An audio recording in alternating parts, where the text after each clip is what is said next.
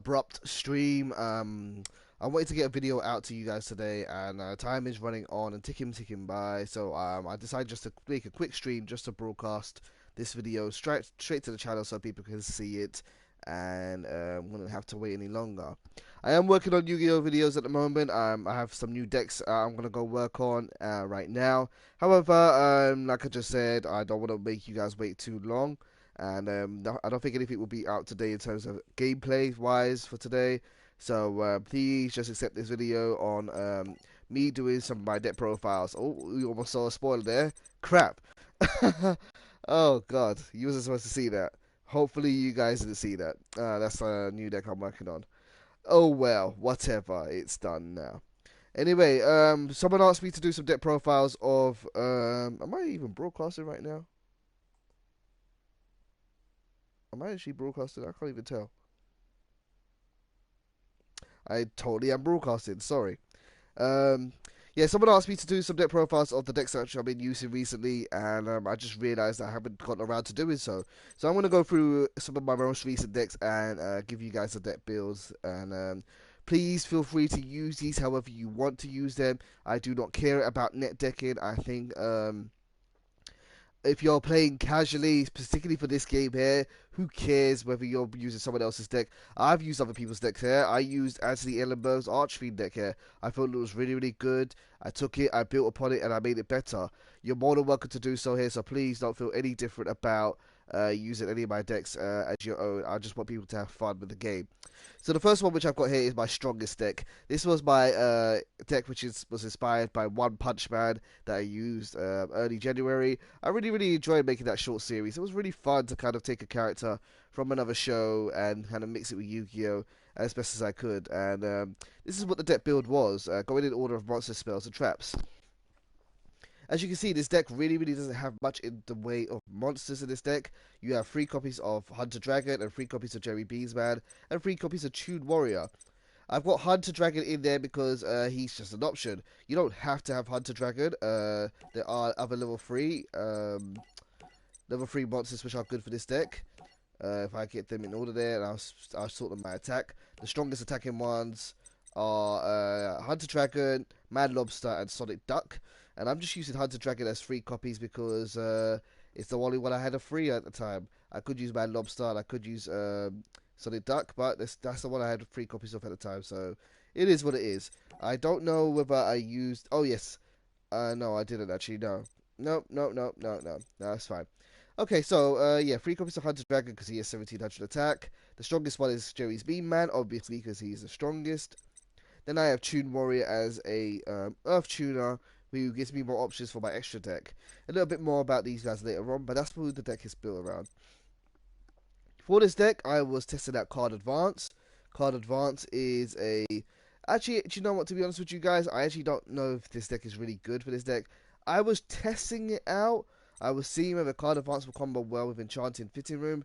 The idea of Card Advance is that you get to look at the top 5 cards of your deck, change the order if you want to, and then if you needed to, you could tribute summon an extra tribute summon in that turn. For this deck, I actually don't really like it too much. I actually don't recommend you guys using it. You don't really need it there. I didn't find too many situations where I got to combo it with an Enchanted Fitting Room, and you could easily take it out for something that's more defensive, or that gives these guys more power. So, yeah, try Card Advance if you want to, but if you don't, I think it's going to be good. I'm not going to blame you for doing so. One second here, I just got a comment on the video, so let me just check that out and be polite. One second here, I need to open up the video wherever it is. Here's me being professional. Where the heck do oh yes, view on watch page, that's what I'm looking for. The comment was, it's from Bavesh Thakur. Oh, Takur. Sorry, Bavesh, if I say your name wrong. Thank you for the thumbs up, dude. Hi, how are you doing, man? Hope all is well on your end. 2 copies of Dark Hole. You really want your field to be clear. So you've got 2 copies of Dark Hole and 1 copy of Raigeki. You kind of want no monsters on the field or no obstacles before you use Enchanted Fitting Room so that you can swarm and attack at that turn. Monsters are really a problem in this meta, so I use 2 copies of those. Enchanting Fitting Room is the main key card of the deck. You pay your 800 life points, pick up 4 cards from the top of your deck, and special summon all to your side of the field all level 3 or lower normal monsters. You got to be careful with this card, although it's very tempting to run lots of normal monsters in your deck in order to make the most of this card. Having too many normal monsters in your hand can really slow things down, and you really don't need too many to win. You might want to experiment by adding more. I might take out card advance now that I'm thinking about it, and add in maybe 2 copies of Mad Lobster, and maybe that would be a bit more balanced, and maybe something else. I don't know if I really need 3. I'll just do 3. Why not? I'm not going to play this deck again for a while anyway. And but yeah, just mix a match, try out yourself, and see how it works for you and what the ratios are good for you.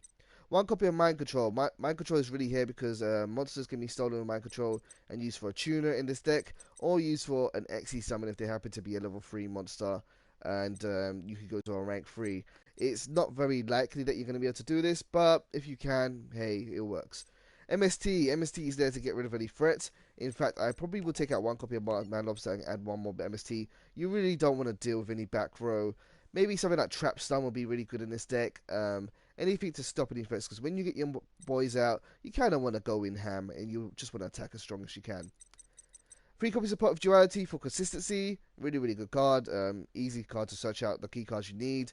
If you have an Enchanted Fit in your room in your hand, search your deck for maybe a Dark Hole or Raigeki or an MST, so that the next turn you can kind of play them and clear the field. So Pot of Duality is always useful. Snatch Steal, because Snatch Steal is Snatch Steal, and Snatch Steal wins games. Swing of Memories. Swing of Memories allows you to special summon 1 normal monster from your graveyard. It's destroyed during the end phase of this turn. That's really not a downside in this day and age. If you have at least 1 other monster on the field, you can XE summon into something. So bringing monsters back with Swing of Memories can be really, really useful, especially Toon Warrior, because he can allow you to repeatedly do some synchro summons. Now to the trap cards. Here's one of the most fun trap cards for this deck. It's Attack of the Cornered Rat, a very unique card, which is if a level 3 or lower normal monster you control battles, during the damage step you can pay life points in multiples of 100. The attack of the opponent's monster is reduced by the amount of life points you paid until the end phase. A really, really solid trap. Instead of, say, boosting your monster's attacks, you're reducing your opponent's monster's attacks, and it kind of allows your monsters to run over a lot of things. It's just fun. It's a lot of fun to use. It's not always going to work. It's not going to work against everything, but it's really, really fun to use. And then, as you can see, I've kind of got the generic lineup of traps here. I've got 1 Bottomless Trap Hole, 1 Compulsory, 2 copies of Phoenix Chain, 2 Mirror Force, 1 Solemn Warning, 1 Torrential, and 1 Vanity's Emptiness. All of this is really just to control the field and the amount of monsters on the field, so that your opponent is not doing anything too crazy against you. In terms of the extra deck here, I've got a mixture of Synchro monsters and also XE monsters. The Synchro monsters are as follows. You can really kind of run whatever you want in this deck, but I mostly go for level 6 monsters because of my monsters. And I've got 1 Goyo Guardian, 1 Metaphys Horus. To be honest with you, I have never ever used this card, although it does have a nice effect. It is that this face-up card is unaffected by other card effects this turn if you synchro summon it with a normal monster. So could be useful, but I've never really used it there. The Turia Batbar Kion, one of my favorite monsters to synchro summon into with this deck. It is a card which requires 1 Earth Tuner and 1 non-tuner Earth monster. And during either player's turn, when a trap card is activated, you can banish 2 cards from your graveyard and negate the activation. Really, really great for making a quick push and without having to worry about your opponent's back row. Black Rose Dragon, sometimes you can get this out if you steal your opponent's level 4, but not always. And we also have Dark Strike Fighter. Again, this was stuff I was really testing. I didn't really use these monsters too much. You can change them if you want, and mix them, experiment if you want to. In terms of the XE monsters, mostly they are rank 3s. I've got Leviathan the Sea Dragon. This I use because it allows you to recover 1 banished level 4 or lower monster, especially something to your side of the field, in case you get some of your monsters banished somehow. Leviathan Dragon, the beat stick of your rank 3s. He comes out as 2000 attack, but you can attach him with the card, and you can have it gain 500 attack. So you can get him up to 3000 potentially. Fortune Tune and Wind Up Zenmaids are some of the key cards in the deck. Fortune Tune and both Wind Up Zenmaids can't be destroyed easily. Fortune Tune cannot be targeted by card effects, and if it would be destroyed, you can detach a monster from it to protect it instead. Wind Up Zen Maze can't be destroyed at all, or if it would be destroyed at all, you can detach one XE monster from it instead. So both of them like to stick around and kind of keep things going. The difference between the two is that Fortune Tune allows you to recycle target 2 level 3 monsters in your graveyard when it is sent to the graveyard, and shuffle them back into your deck in case you wanna use them again for a enchanted fitting room. So that can kind of work sometimes. Similarly, Zeme is more offensive. When he is destroyed, he can target one card on the field and destroy it. Then we have Soul of the Silver Mountain, which is another card which allows me to stun my opponent's spell and trap cards. So guys, that was my strongest deck. Let's move on to another one now. We have Kuriboh Monarchs. Kuriboh Monarchs is as follows. 3 copies of Ghost Trick Jack Frost, there to stop attacks, special summon him to the field, and then he can be used as tribute fodder later on. 3 copies of Kuriboh to absorb damage hits, and because this is a Kuriboh style deck, or Kuriboh hybrid deck, you know, gotta have Kuriboh in it. 3 copies of Wing Kuriboh. Kuriboh is to be added to your hand for the purpose of Flute of Summoning Kuriboh, and then to stop damage. Wing Kuriboh is there from your hand to stop damage, but he's also there to be special summoned to the field. Either one can be special summoned to the field and used as tribute fodder quite easily with the Flute of Summoning Kuriboh. So they both work really, really well. This is kind of a slower Monarch deck build, but it works really well. I really enjoy my time in this deck, and I think it's still pretty effective because Monarchs are really, really strong. Then really, it's up to you what you want to run in terms of Monarchs. I think everyone knows these by now, but in case you don't, I have 3 copies of Caius because he banishes cards on the field, 1 copy of Mobius because he gets rid of spells and traps, 2 copies of Riser because he spins cards back to the top of the deck and also gets rid of XE monsters quite easily, and then I have 1 copy of Vanity's Fiend, which stops players from special summoning, and I really only have 1 copy of him only because I don't have more. If I had more, I probably would run more than that. 2 copies of Forbidden Lance, there to protect your monsters from being hit by spell and trap cards.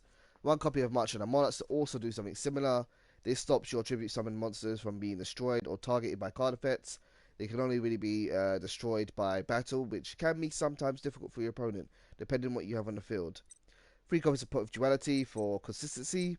1 copy of Return of the Monarchs. Return of the Monarchs allows you to add 1 monster with 2400 and 1000 defense from your deck to your hand.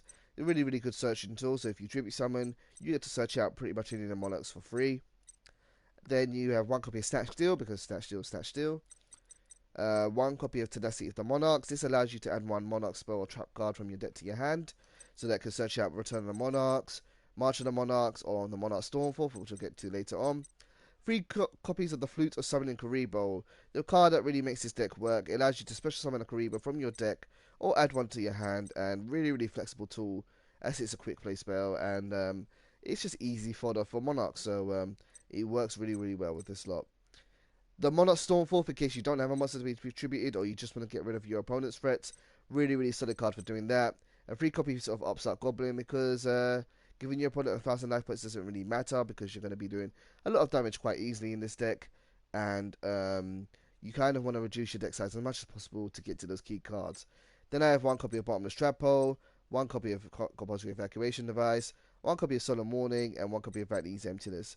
Other cards you could have in this deck are Majesty's Fiend, more Mobiuses, the Starters if you want some hand destruction, Forbidden Lance, we've talked about already, Soul Exchange if you want to, and Tenacity of the Monarchs.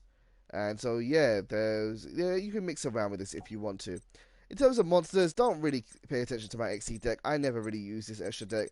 It is mostly there just to throw people off and make them think I'm playing something that's not Monarchs. But I really, really don't use these cards, and they're not really useful at all. I tried to do some maybe rank ones for the Kuribohs and the Jack Frost, but I never ever really use it. So take it for what you will, but it's not something I really use.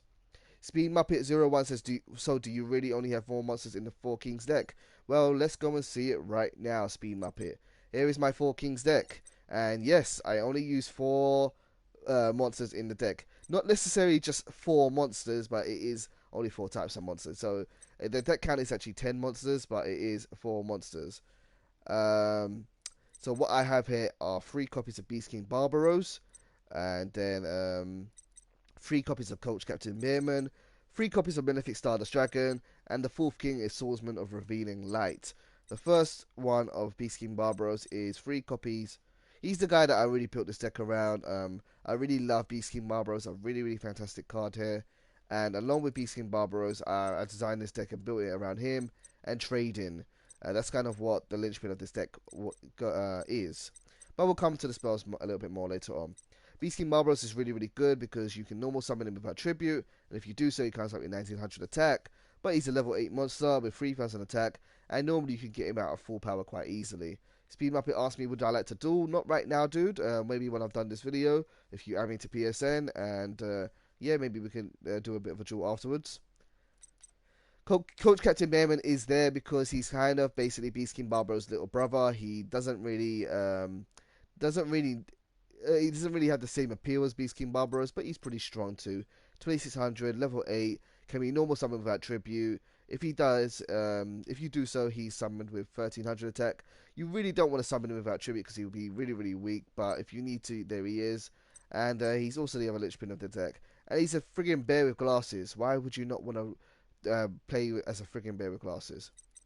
3 copies of Malefic Stardust Dragon. He is a really good card for this deck. He protects your field spell cards, which work well in this deck too. And he is one of your special summoning monsters. Plus, he's a level 8 and also works with trading in case you want to dump into the graveyard. The last card I have is Swordsman of Revealing Light. This is something I was experimenting with. This is a card which is also a hand trap. When an opponent's monster declares a direct attack, you can special summon this card from your hand. Then, if the card's attack if this card's defense is higher than the attacking monster's attack, destroy that attack in this card is this effect. Each turn, the first time this card will be destroyed by battle, it is not destroyed. I only added Swordsman of Revealing Light recently. I have actually never ever got it to work yet because it's a rare scenario. I guess my field is never really empty. My monsters like to stay around for a long time. But compared to the alternatives that I have, the other options I had were if I go to level 8 and I go to Pet Monsters. I don't know if there are any other better choices. I'm hoping to find some eventually, but the only other choices which I really had for this deck were Schwarzschild Limit Dragon, and this is a monster which, if your opponent controls a monster with 2000 or more attack, you can special summon this card from your hand.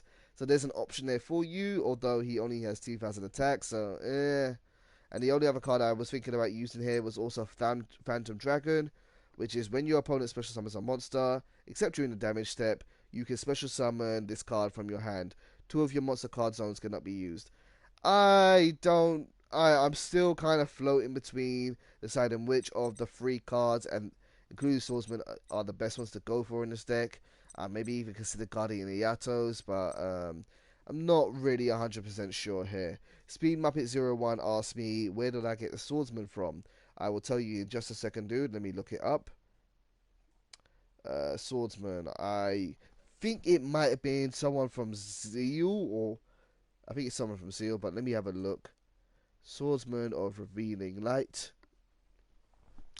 Check the database. Database. Swordsman of Revealing Light is in Kite Tenjo's pack. Kite Tenjo is this dude here. I'll go to the card shop real quick to show you. This is Kite Tenjo. You might be able to get him as a rare card from that pack, so good luck to you if you're going to be opening packs for that one. Okay, so onto the spells and trap cards, because this is what the key of this deck is really. 1 copy of Book of Moon. This is a really good card in this deck because if you flip down one of your monsters and then summon them back again, they come back at their full attack. Works really well for Beast King Marlboros, really well for Coach Captain Beerman. Plus, it also stops XC summons and crazy plays. Book of Moon is really versatile for that. If I talk about the field spells now altogether, let me do the first one here. Future Visions. Future Visions is a really good field spell card for this deck because it's a stun card. It slows your opponent down because anytime they normal summon, their card get banished from the field. And also it does it to your monsters too, but when your monsters get banished from the field, like Beast King Barbaros and Coach Captain Beerman, they come back in your next standby phase. And when they come back in your next standby phase, their attack will have reset back to their original value. So you can play Future Visions, Summon Beast King Barrows. He comes out with 1900. He gets banished. Then next turn he comes back with 3000 attack. What I really love about Future Visions though is I think it's a nice tech card to use with other field spell cards. I like to put Future Visions on the field. I like to let my opponent summon a monster, let it get banished, and then I'll swap it for Necro Valley or the Seed of Orichalcos. And once it's removed from the field, the monster that got banished is lost forever. So it's a nice quirky removal tool that it doesn't destroy your opponent's monster, so it's a really nice gimmick there. As you can already see, the other field spell cards I run in this deck are Necro Valley. Necro Valley is in there because he locks off your opponent's graveyard, doesn't really stun your opponent. Locking off your opponent's graveyard can be really good in this day and age, and slows them down, and you really want to slow your opponent down from doing any crazy plays in Yu-Gi-Oh! Legacy of the Duelist, so that you can kind of outpower them and outmuscle them. The third one is the Seed of Orichalcos. Gotta be careful with this one. The Seed of Orichalcos, when you play it, does destroy all your special summon monsters on the field. So you don't want to play one you already have, say, the Swordsman or Revealing Light on the field, Malefic Stardust Dragon, or a monster special summoned through other means like Call of the Haunted. So you gotta be careful with it. However, what I love about this card is one, it's not easily destroyed. It protects itself once per turn, and if your opponent tries to destroy it, they have to try and destroy it twice in order to get rid of it. Secondly, it gives a permanent 500 attack boost to all your monsters, making Beast King into 3500, Coach Captain Bearman into 3100. Malefic Stardust Dragon is really nice when he's at 3000, and no point giving him an attack boost because who cares about his attack. And finally, the other thing I like about the Seed of Orichalcos is that it also protects your weaker monsters. If you say you have a 3000 attack Beast King Barbaros and you bring out Coach Captain Bearman normal summoned at 1300 attack, he will actually be 1800 attack thanks to Seed of Orichalcos, and your opponent can't attack him because Seed of Orichalcos makes it so that your weakest attack monster cannot be attacked. Really good tech card for this deck. I really enjoy running it, although be careful with it, guys. It can be a bit risky, and you've got to be smart with it. To support the field spell cards, I have one copy of Terraforming.